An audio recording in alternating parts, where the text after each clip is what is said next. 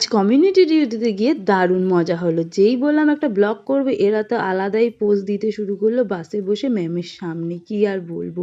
আর একজন তো আর কি বলবো, সে তো ডাকাত সেজে হাসতে হাসতে লুটোপুটি, আর এই হচ্ছে ডাকাতের বউ, সামনে এই যে ম্যাম বসা।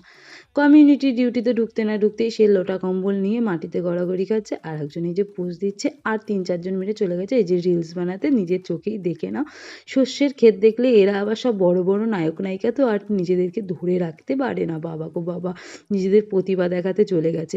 প্রতিভা টতিভা দেখিয়ে নিয়ে এই যে পিকনিকের ডিসকাশন শুরু হয়ে গেছে, কালকে কি খাওয়া দাওয়া হবে।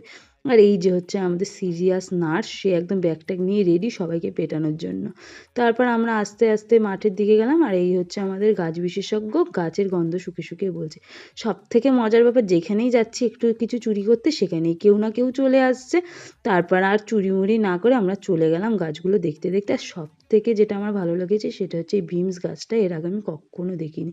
আমাদের দ্বারা যখন আর কিছুই হলো না, তখন লাস্ট পর্যন্ত আমরা কি ঠিক করলাম তোমরা নিজেরাই শোনো।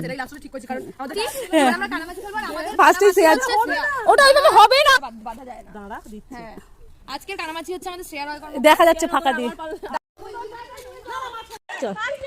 ওরকম না, এরকম করে ভিডিও কর। আচ্ছা,